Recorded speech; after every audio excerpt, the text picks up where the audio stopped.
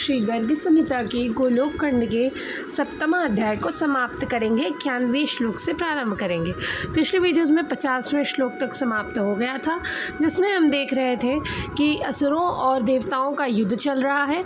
कंस ने ऐरावत हाथी की सूंड को मरोड़कर उसके दांतों को चूर चूर कर दिया है, जिसके पश्चात अथ चैरावतो नागो दुद्रावाशु रणांगणात् निपातयन् महावीरान् देवदहनीं पुरीं गतः गृहीत्वा वैष्णवं चापं सज्जं कृत्वाथ दैत्यराट् देवान् विद्रावयामास बाणौघैश्चधनुस्विनैः ततः सुरास्तेन निहन्यमाना विदुद्रुवुर्लिनदीयो विद्यशान्ते केचिद्रणे मुक्ता शिखा बभूवुर्भीताः स्म इत्थं युधि वादिनस्ते।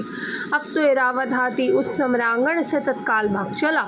वह बड़े बड़े वीरों को गिराता हुआ देवताओं की राजधानी अमरावतीपुरी में जा घुसा। तदनंतर दैत्यराज कंस ने वैष्णव धनुष पर प्रत्यांचा बढ़ाकर बाण समूहों तथा धनुष की टंकारों से देवताओं को खदेड़ना आरंभ किया। कंस की मार पड़ने से देवताओं को होश उड़ गए और वे चारों दिशाओं में भाग निकले। कुछ देवताओं ने रणभूमि में अपनी शिखाएं खोल दी और हम डरे हुए हैं, हमें न मारो, इस प्रकार कहने लगे। अब हम देख रहे हैं कि असुरों की देवताओं पर विजय हो रही है। असुर यहाँ पर कंस ने बहुत ही बुरी तरह ऐरावत हाथी को हरा दिया। हमने देखा था कि कंस ने इंद्रदेव को ऐरावत हाथी से उठाकर बहुत दूर फेंक दिया था। उसके बाद ऐरावत हाथी के साथ उन्होंने ऐसा किया जिससे वो बहुत डर के भाग गया और देवताओं की राजधानी में चला गया। उसके बाद कंस ने अपने धनुष की ध्वनि से, अपने टंकारों से देवताओं को खदेड़ना शुरू किया और धीरे धीरे करके उन सबको परास्त कर दिया, जिससे कुछ तो वहीं पे, कुछ तो भाग चले और कुछ वहीं पे हम डरे हुए हैं ऐसा कहकर रुक गए।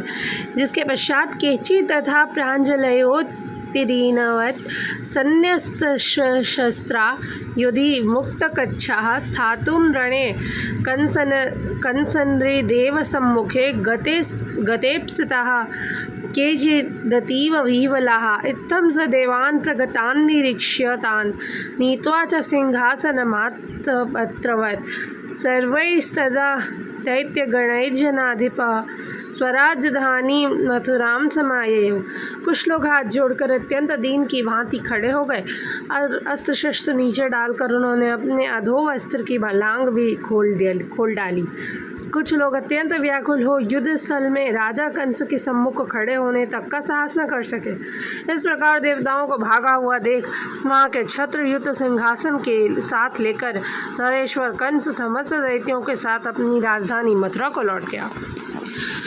अब हम देख रह सकते हैं कि असुर जो हैं वो देवताओं पर विजय प्राप्त कर चुके हैं।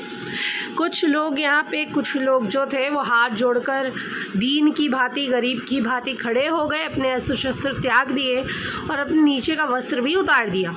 और कुछ तो इतने व्याकुल थे कि उसके सामने खड़े भी नहीं हो पा रहे थे।